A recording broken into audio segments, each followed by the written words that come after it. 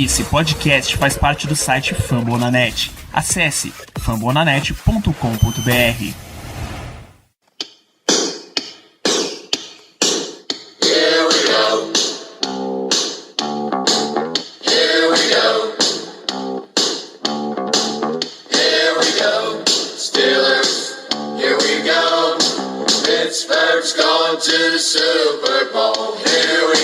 Muito bem, pessoal, estamos começando mais uma edição do Black Yellow Brasil Podcast, episódio número 151 desse seu podcast falando do Pittsburgh Steelers para todo o Brasil, direto de fambonanet.com.br, Spotify, iTunes, Deezer ou da sua cartelinha de draft. Você está avaliando prospectos. Eu sou Danilo Batista, seu host mais uma semana. É bom estar de volta gravando esse programa. Acho que é a última vez que a gente sentou para fazer uma gravação dessa já tem mais de um mês. E para participar desse programa comigo tá na chefia, seu Ricardo Rezende. Seja bem-vindo de volta. Uma satisfação estar aqui na mesa junto com o amigo Danilo para falar sobre esse programa de hoje que tem tudo para ser muito especial. Ouso falar que tem tudo para ser um dos mais especiais que a gente já gravou e que é uma figura que com toda certeza tem que ser mais divulgada perante a NFL. É uma das grandes figuras da história da liga e eu espero que você, amigo ouvinte, possa aproveitar esse episódio com muita atenção sobre a história desse homem. É isso, uma das figuras mais subestimadas, porém mais importantes da história do futebol americano como um todo. A gente vai falar de William Goldwyn Nunn Jr., o popular Bill Nunn. Ele que é nascido na Pensilvânia, Homewood, mas é basicamente crescido em Pittsburgh, é uma região próxima, a Grande Pittsburgh, região metropolitana de Pittsburgh, 30 de setembro de 1924, infelizmente falecido em 6 de maio de 2014. Então, ele cresceu filho de William Nunn Sr., que era editor-chefe do The Pittsburgh Courier. O Pittsburgh Courier, ao contrário por exemplo, do Pittsburgh Post-Gazette, era um jornal negro, uma das publicações negras mais influentes de todo o país, de todos os Estados Unidos. Ainda se vivia muito forte a época de segregação racial americana, então você tinha muita coisa separada. Você tinha jornal de branco, jornal de negro, você tinha escola de branco, escola de negro, e aí o pai dele era editor-chefe, e daí você já vai ver que ele dá toda essa influência na questão racial que viria a chegar. Para dar uma noção dessa segregação que você acabou de comentar, Danilo, o pai dele foi o primeiro jogador de futebol americano negro em uma escola local de Pittsburgh. Na época, em todos os Estados Unidos, todo o país, apenas 15% das escolas tinham negros nos times. E entre Pittsburgh, o pai do Bill Nunn foi um dos primeiros a ter essa inclusão e a abrir portas na cidade. Muito bem. Depois de seus estudos na Westinghouse High School em Pittsburgh, ele foi para a Universidade West Virginia State. Aí era um excepcional jogador de basquete. A equipe dele chegou a ficar 26-0 na temporada de senior, que é formidável você ter um time que nunca perde. E esse time era tão bom que um dos jogadores da universidade, um dos colegas de Bill Nunn, Chuck Cooper, foi o primeiro jogador negro draftado pela NBA. Isso foi em 1950.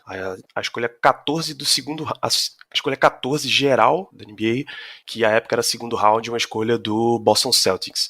Isso, abriu parênteses aqui, gerou consequências enormes muito depois. Se você pegar Bill Russell, a grande figura lá do Boston Celtics, ganhou 11 títulos com a equipe, só um jogador teve 11 títulos na sua geração. Isso é fantástico.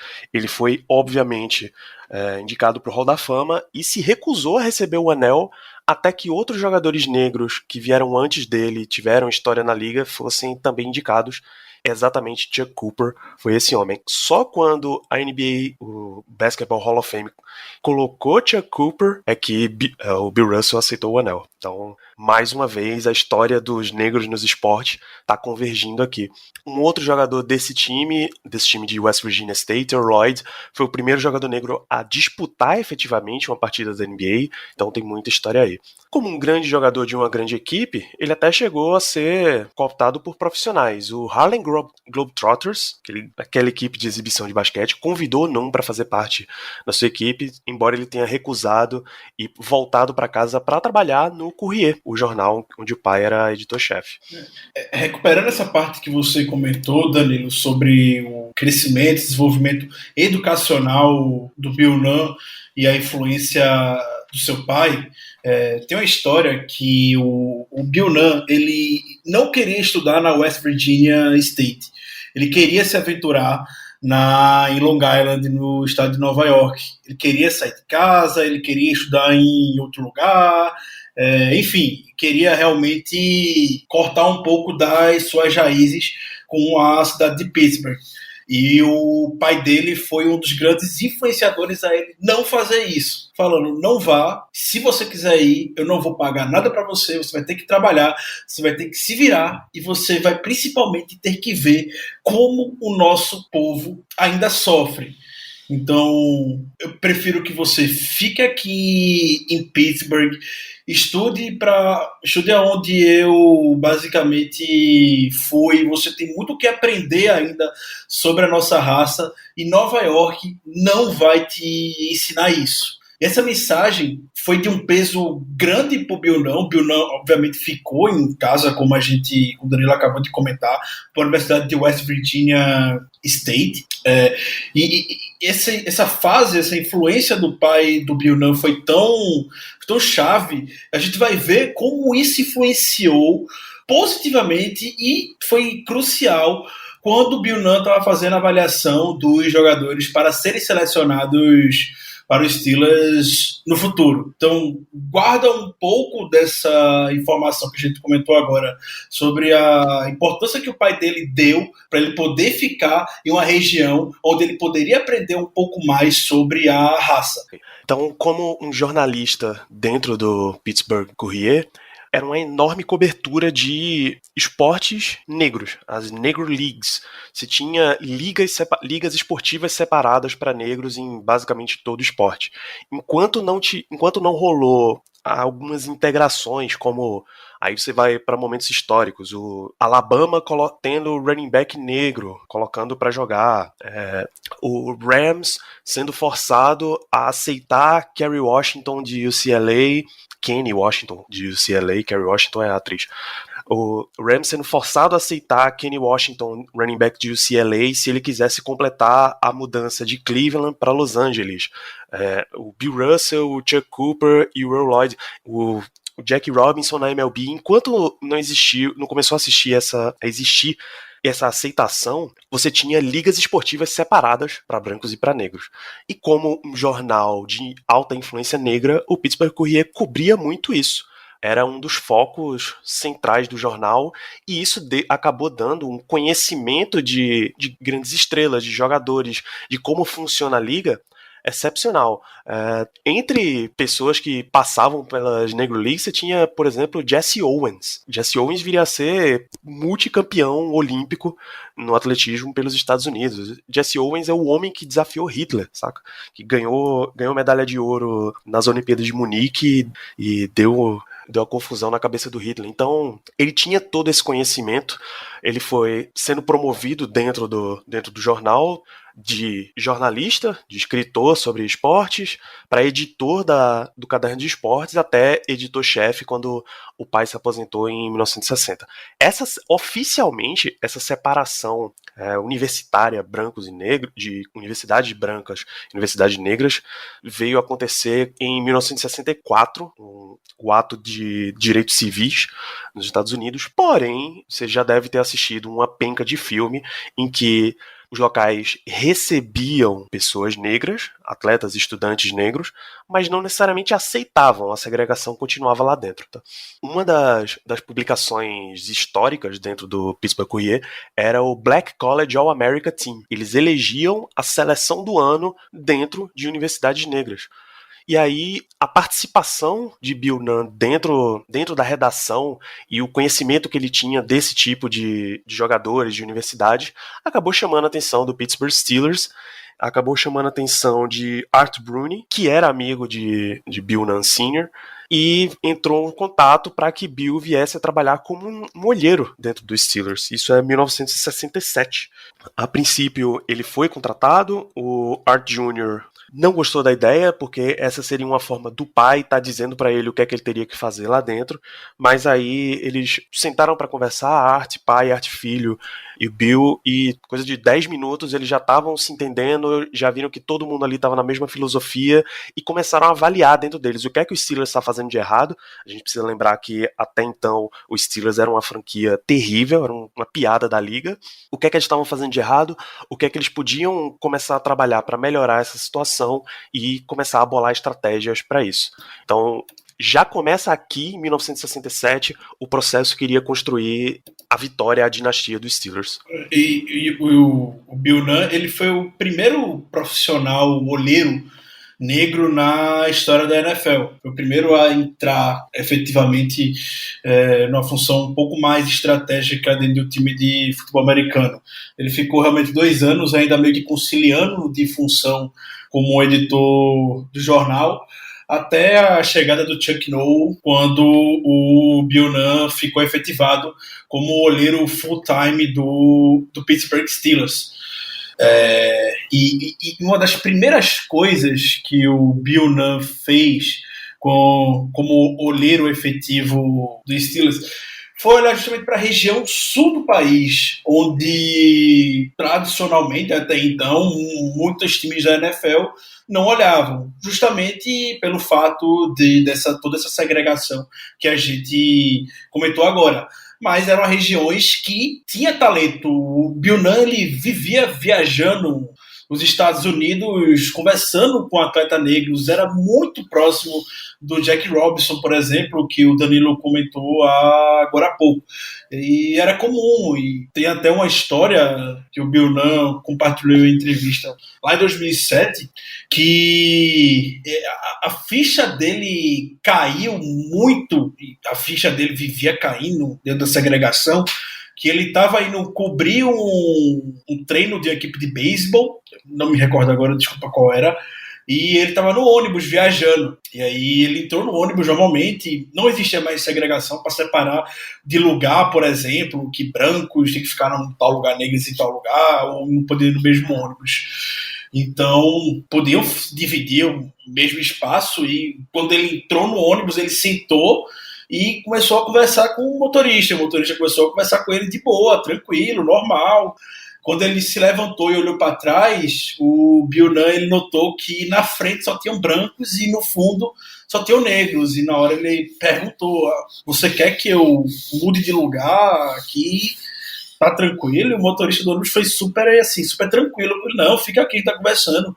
Tá tranquilo, não tem isso, não é para ter isso aqui dentro, não. Então, mesmo com segregação tendo, entre aspas, acabado, ainda era um reflexo muito grande nos Estados Unidos. E a partir do momento que o Bill Nunn, uma figura negra, entrou efetivamente no War Room de uma equipe de futebol americano, isso já, por si só, já começou a abrir portas.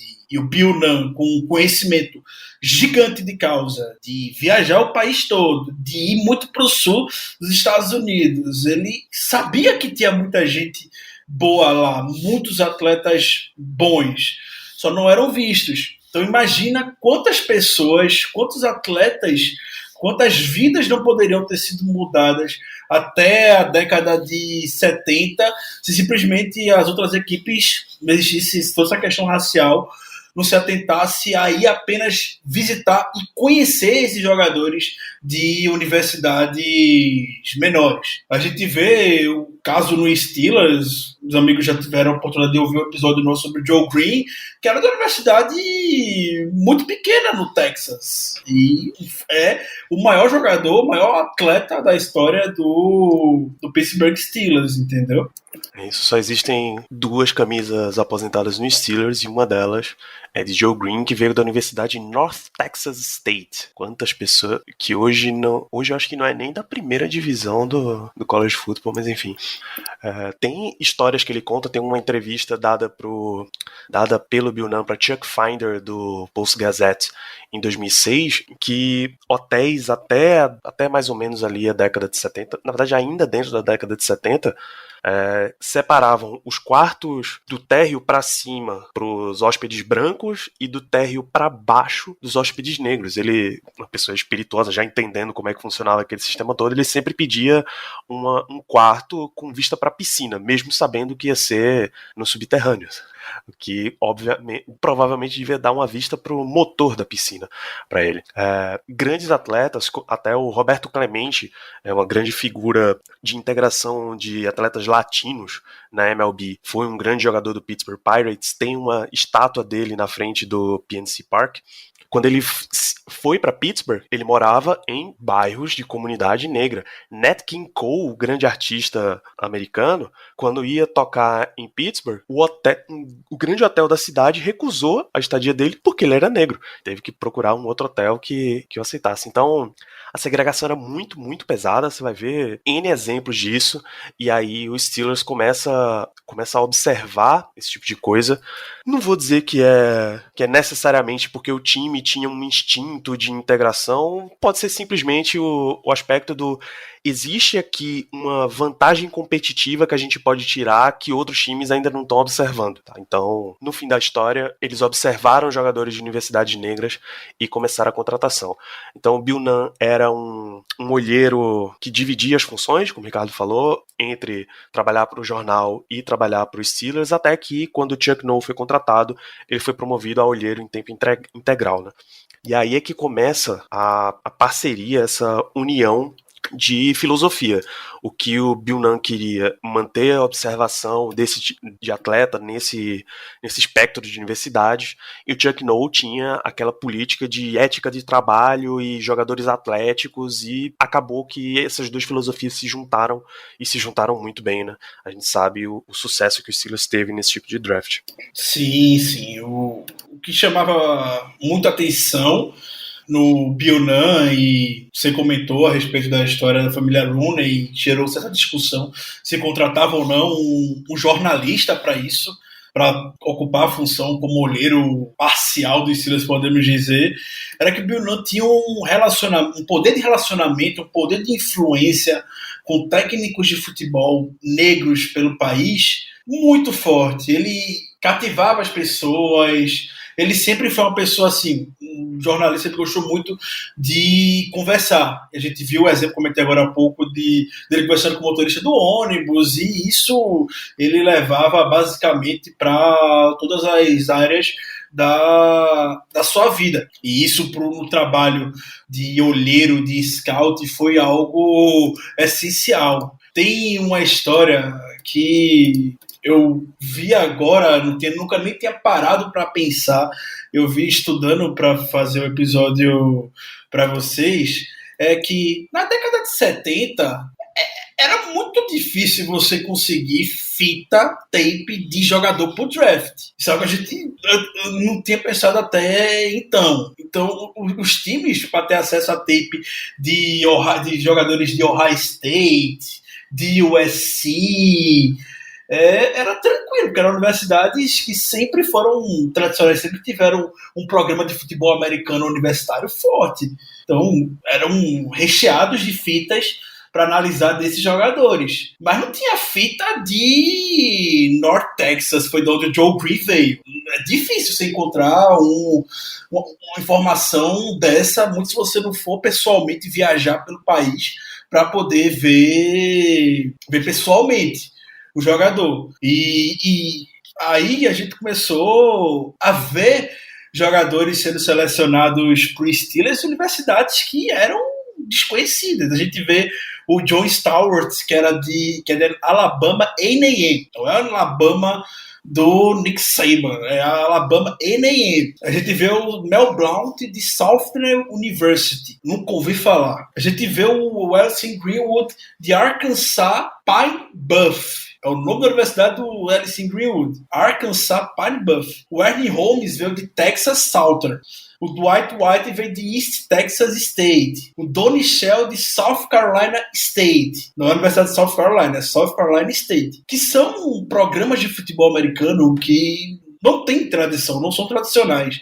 Não eram naquela época, muito menos são atualmente. Se na era da informação a gente tem acesso aqui no Brasil a ver os mais diversos jogos de futebol americano universitário, ver os mais diversos filmes de jogadores, é muito difícil que você vê um jogador dessas universidades hoje sendo escolhido no draft tendo algum tipo de destaque. E um raciocínio que o Bill Nunn usava era bem peculiar na avaliação dos jogadores, mas que até então ninguém nunca tinha pensado.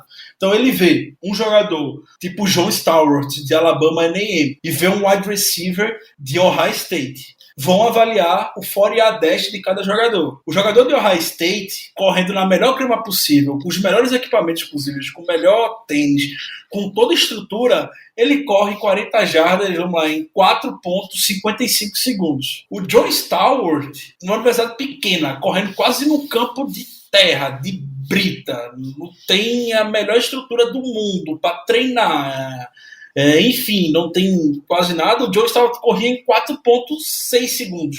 Eram 5 décimos de diferença. O Bill não sabia que o John Stallworth era mais rápido que esse atleta de Ohio State, por exemplo. Não eram esses 5 décimos que fariam diferença no final para os Steelers não escolher o jogador. E foi usando muito esse raciocínio que o Steelers foi montando a sua dinastia na década de 70. Comentei o Bill Nunn, ele tinha esse poder de relacionamento e tudo mais, e foi nesse poder de relacionamento que ele conseguia, nem que seja um filme, uma tape de jogadores como o Donnie Shell, por exemplo, como o Mel Blount, por exemplo, que simplesmente não chegava nas equipes, e o Bill Nunn abriu portas para que jogadores dessas universidades menores pudessem chamar a atenção da NFL. Conta a história, Arthur Rooney Jr. já deu essa entrevista dizendo que, na preparação para aquele draft de 1974, um dos wide receivers que era mais focado assim, pelas equipes da NFL era o Lynn Swann, porque ele jogava em USC, Southern California, que é uma universidade famosíssima, né? Mas depois de um relatório sobre um wide receiver chamado John Stallworth, da Universidade Alabama A&M, ele foi até Alabama para conversar com o treinador, conversar com o jogador, para saber o mesmo trabalho que hoje olheiros e head coaches e técnicos fazem em Pro Days, por exemplo. E aí quando ele voltou, a galera classificou inclusive isso como um golpe. Ele voltou com fita, ele voltou com imagens do Stallworth jogando. E, porra, os caras estavam tão convencidos, meu Deus, esse cara vai ser a nossa estrela, porra, drafta esse cara, que o Chuck Noll queria draftar ele na primeira rodada. Precisou um trabalho de convencimento para dizer, olha, ninguém mais está prestando atenção nele. Então a gente pode dar uma segurada que ele vai estar lá. Então a primeira rodada de 74 veio Lynn Swann, depois veio Jack Lambert na segunda, os Steelers não tinham uma escolha de terceira rodada, e aí na quarta rodada, John Stallworth, porque aí também não dava mais para esperar. Então esse tipo de estratégiazinha, essa entrada que ele tinha dentro de comissões técnicas e equipes de universidades negras dava muita vantagem competitiva pro Bill Nunn, muita vantagem pro Steelers. Vários jogadores que ninguém estava observando, o Steelers sabia o que ia conseguir tirar deles. É aí onde entra escolha de 10ª rodada, 8ª rodada para L.C. Greenwood, 8ª rodada Ernie Holmes, 10ª rodada L.C. Greenwood, Donnie Shell e Glenn Edwards, undrafted free agents, todos esses jogadores que foram partes integrais da dinastia dos Steelers dos anos 70. Tá? Até troca de posição eles conseguiram visualizar. O Donnie Shell era linebacker em South Carolina State e foi convertido depois para safety. O Glenn Edwards era running back em Florida A&M. Você nunca vai ouvir falar dessa universidade além disso. E eles foram sendo moldados pro projeto que o Steelers estava construindo. Então terminou o draft num dia, manda o Bill Nunn para ir negociar com os undrafted free agents nas universidades, porque a gente sabe que os caras, quando verem chegando um profissional de uma equipe da NFL negro igual a eles, isso vai dar uma... Pô, é você que tá me indicando pra esse time, pô, eu confio na tua palavra, eu vou jogar com vocês. E essa história do draft de 74 pra primeira escolha entre o Lynn Swann e o John Stewart, ela é bem famosa nos bastidores da NFL. Porque realmente ninguém convencia o Chuck Noll que a escolha naquele momento tinha que ser o Lynn Swann. E as equipes tinham 15 minutos para fazer a sua seleção. O tempo estava passando e o pessoal no War Room tudo debatendo, todo mundo fazendo um trabalho intenso de convencimento para que o Steelers selecionasse o Lynn Swann, porque o John Stewart possivelmente poderia estar disponível no draft. Mas o Chuck Noll, como a gente já apresentou aqui, teimoso, cabeça dura, bateu o pé de que queria o John Stewart. Tinha que ser o John Stewart na primeira rodada. E faltando uns 5 segundos, a escolha seguinte era do Dallas Cowboys. O Dallas Cowboys já estava assim, prontinho para escolher o Lynn Swann, o Gil Brandt, que era olheiro na época do Dallas Cowboys e também um dos grandes olheiros da história da NFL. Como falou que a gente já tinha escrito o nome do Lynn Swann no papel e já ia selecionar ele. E aí veio o Steelers correndo, faltando 5 segundos para perder a escolha e jogar para o Cowboys, anunciar a sua pique, que foi o Lynn Swann no final das contas.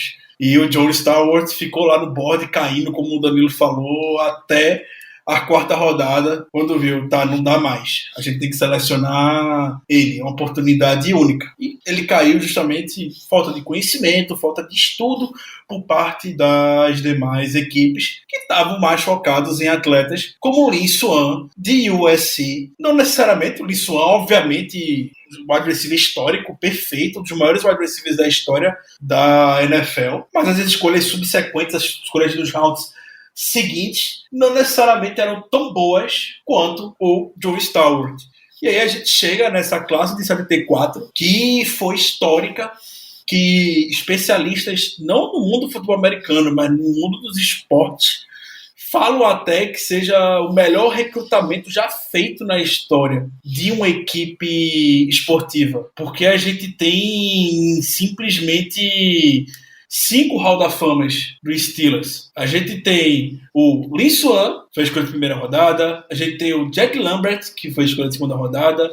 A gente tem o John Stewart, que foi escolha de 4ª rodada. A gente tem o Mike Webster, que foi escolha de 5ª rodada. E a gente tem o Donnie Shell, que na época foi um jogador undrafted, que entrou no Hall da Fama na temporada passada.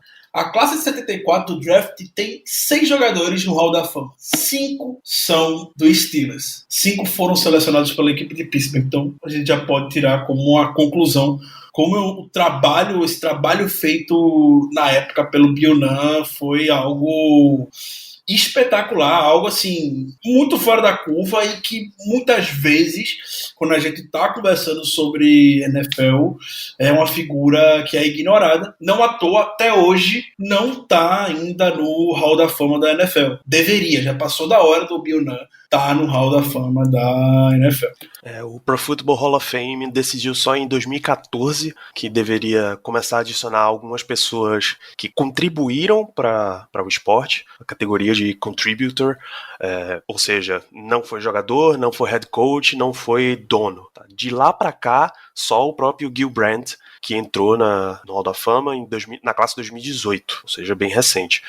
Já passou da hora. O Gil Brandt, enquanto olheiro do Cowboys, participou do draft de 10 jogadores que foram para o Hall da Fama e 2 times que ganharam títulos do Cowboys nos anos 70. O Bill Nunn participou do draft de 11 jogadores que foram para o Hall da Fama e 4 equipes campeãs. Tá? E os 4 títulos vieram num prazo de 6 anos. Vocês já sabem dessa parte. O Super Bowl 9, 10, 13 e 14. O Steelers foi campeão desses 4, inclusive batendo o próprio Dallas Cowboys no processo. Então, inclusive, a gente sabe que... Inclusive, os encontros que a NFL faz, o Steelers venceu o Dallas Cowboys com touchdowns do Lynn Swann, que era a escolha do Cowboys no draft de 74, se não houvesse todo o trabalho de convencimento com o Chuck Noll, que tinha que selecionar o Swan naquela hora. Pois é, e você vai ver de novo, porque invariavelmente esse jogo vão dar um jeito desse jogo ocorrer, mais homenagens a essas duas gerações de Steelers e Cowboys no Pro Football Hall of Fame Game, que vai ser justamente Steelers e Cowboys. Já que pelo lado dos Steelers, o Donnie Shell, o Bill Cowher e o Troy Polamalu entraram pro Hall da Fama na classe 2020, o Cowher e o Shell na classe de Centennials, a classe especial extra para botar um monte de gente no Hall da Fama, e o Troy Polamalu na classe da Era Moderna. Eu só esqueci quem entrou pelo Dallas Cowboys. Foi o Jimmy Johnson, o head coach. E deve ter tido mais uns jogadores também. Então, Steelers e Cowboys vão fazer o jogo, caso esse jogo realmente ocorra. E você muito certamente vai ver muitas cenas, a recepção lendária do Lynn Swann no meio do jogo. Você com certeza vai ver na exibição desse jogo do Hall of Fame Game. Que tá marcado pro quê? Último final de semana de julho, né? Perfeito. Até então, sim. Inclusive, no dia dessa gravação, dia 10 de junho, o Pro Football Hall da Fama confirmou ainda que o jogo vai acontecer. Tá passando pela situação atual da pandemia do coronavírus, mas o jogo segue marcado. Na verdade, ele tá dia 6 de agosto de 2020 no estádio do Hall da Fama em Canton, Ohio.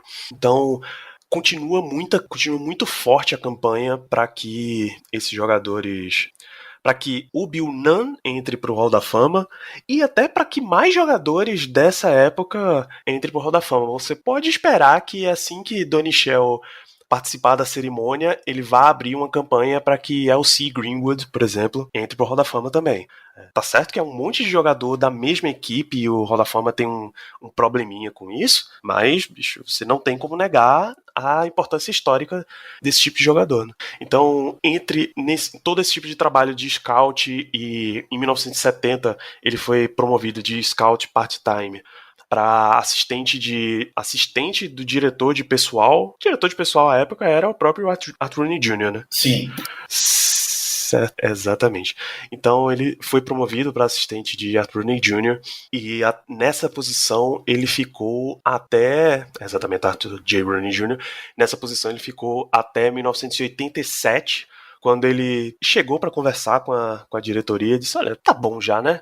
São 20 anos dedicados aqui à franquia, eu acho que eu já posso me aposentar. Quando ele foi convencido a continuar trabalhando dentro dos Steelers, continuar trabalhando, voltando para a posição de olheiro num trabalho part-time. É só dar uma leve contribuição aqui pra gente, porque você tem um papel essencial dentro da franquia. E basicamente ficou nessa função até o último dia da sua vida. Viveu o Steelers. O Bill Nunn pode falar de forma orgulhosa que ele viveu os 6 títulos até então da franquia. Que ele sempre estava realmente ao redor, dando a sua contribuição, que não necessariamente passa por ter que ir todo dia às instalações do Steelers. E foi esse um dos motivos que o levaram a pedir essa saída ou diminuírem o volume de trabalho dele em 1987. E ele comentou em uma entrevista que foi uma época até mais cedo do que ele queria, mas que também ele não estava mais com desejo de ficar viajando todo o país, e essa é uma das principais funções de um olheiro, viajar todo o país, ficar conversando. Ele não estava mais à disposição de viajar, porque essa função não necessariamente começou quando era olheiro. Ele já fazia muito esse trabalho pelos Estados Unidos quando ainda era jornalista, mas ainda ficou contribuindo até o fim da sua vida com o dia a dia do Pittsburgh Steelers, e deixou legado. O legado que o Bill Nunn deixou para a NFL é importantíssimo. Foram 20 anos de contribuição como olheiro, diretor de pessoal, mais 27 anos como um olheiro depois da sua carreira, semi-aposentado. Então, é realmente uma figura essencial na construção dos Steelers, é uma figura essencial na construção da NFL e até na integração racial dentro de toda a liga. Antes da gente fechar esse programa, vou deixar uma indicação cultural aqui para vocês, um livro chamado The Color of Sundays, The Secret Strategy That Built the Steelers Dynasty, a estratégia secreta que construiu a dinastia dos Steelers, um livro de Andrew Conte, tá todo em inglês o livro, vou deixar o link para vocês comprar, se vocês quiserem comprar na Amazon. Tem o digital, tem capa dura e tem capa comum, mas os preços não estão lá tão amigáveis assim não, mas de qualquer forma o link tá no post se vocês quiserem comprar. O Andrew Conte foi um repórter que trabalhou bastante junto com Bill Nunn e aprendeu muito com a filosofia dele e resolveu contar como é que funcionava essa visão jornalística, essa visão de integração na sociedade que ele tinha e todo o espaço que foi aberto para ele. Então, Color of Sundays é uma obra essencial se você quiser conhecer a história dos Steelers, a história da NFL, e vem muito a calhar nesse momento em que a gente está falando tanto na história do mundo de integração racial, né?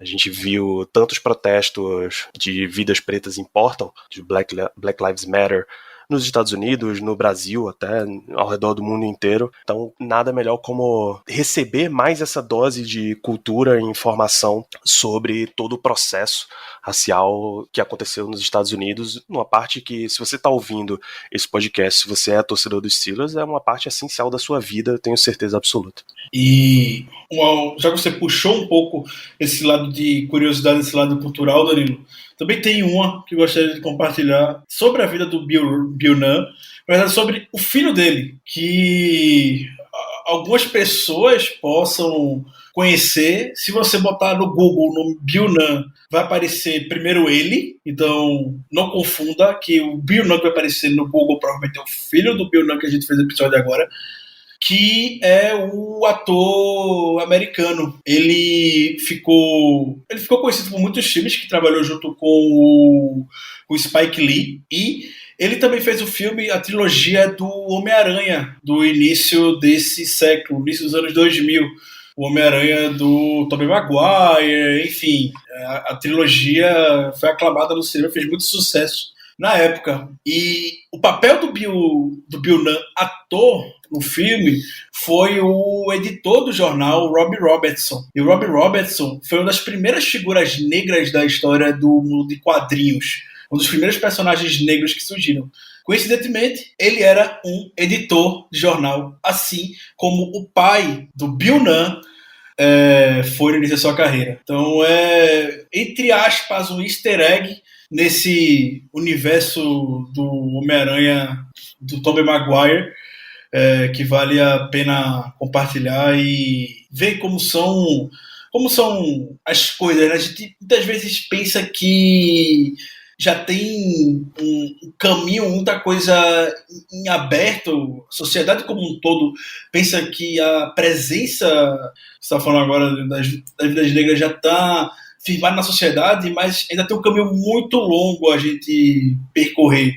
Os últimos fatos que aconteceram só prova isso. E a gente tá falando num episódio trazendo esses fatos, coisas de 40 anos atrás, não é nada na história. 40 anos, entendeu? E a gente tá caminhando, a gente vê toda essa segregação ainda hoje, como no caso do George Floyd e todos os fatos recentemente que infelizmente vieram a acontecer no Brasil. Bom, se tem mais fatos pra gente trazer do Bill Nunn, a gente encerra o programa. Eu acho que tá de excelente tamanho, a gente pode fechar. Não, comentei tudo do Bill Nunn. Então é isso, gente. Essa foi a história de Bill Nunn. Continuem acompanhando e continuem conhecendo uma das figuras essenciais para o Steelers que você conhece hoje. Tá? Sem ele não existia aquela dinastia. Sem aquela dinastia, você dificilmente estaria torcendo para o Steelers, porque seria uma franquia completamente diferente. Vamos fechar esse programa, Ricardo. Suas considerações finais, despedida da nossa audiência. Muito obrigado por mais um programa. Obrigado, Danilo. Foi muito bom gravar esse episódio, ainda mais nos tempos que estamos vivendo atualmente. Já era uma pauta que a gente tinha alguns programas para gravar, de alguns anos, quando a gente tem esse curto espaço de tempo para fazer programas sobre grandes figuras da história do Steelers. Felizmente, a pauta do Bill Nunn veio se encaixar com a atualidade e trazer esse programa muito pequeno reconhecimento por todo o trabalho que ele fez. Então, obrigado, espero que vocês tenham gostado. E é um típico episódio que, se você quiser, convido você, na verdade, a divulgar para fãs de futebol americano. Não é uma história que necessariamente esteja relacionada ao Steelers. O Steelers pode ser a atração principal, mas o Bill Nunn é uma figura eterna para a NFL. Então, mostre para o seu amigo, compartilhe com alguém a história do Bill Nunn, pergunta se ele conhece, mostra a importância dele, todas essas histórias que a gente compartilhou agora, porque sem dúvidas é um dos grandes nomes na história da NFL. Um grande abraço. É isso, gente. Aproveitem esse momento que vocês estão já conhecendo a história do Bill Nunn, vão atrás da história de outras grandes figuras negras da NFL, porque deixa eu te contar um segredo, ninguém vai contar pra você não, tá? Se você não for atrás de histórias como a do Ernie Davis, o Cleveland Summit, a reunião lá do Jim Brown, do Muhammad Ali, do carinha Leo Alcindor, que depois viria a ser carinha Abdul-Jabbar, ninguém vai te contar, Bill Russell, ninguém vai te contar essas histórias não. Vão indo atrás e adquiram mais conhecimento. Além disso, eu espero que vocês continuem se mantendo seguros e saudáveis. Ainda não, apesar do que os governos estão dizendo por aí, ainda não passamos o momento da pandemia, não é hora de quebrar isolamento. Se você puder, continue na sua casa e continua se mantendo seguro. A gente se vê no próximo episódio, continua também acompanhando lá nas redes sociais, Twitter, Instagram e Telegram, BlackYellowBR, fambonanet.com.br/BlackYellowBrasil, e a gente se vê no próximo episódio daqui 15 dias. Um grande abraço e até lá.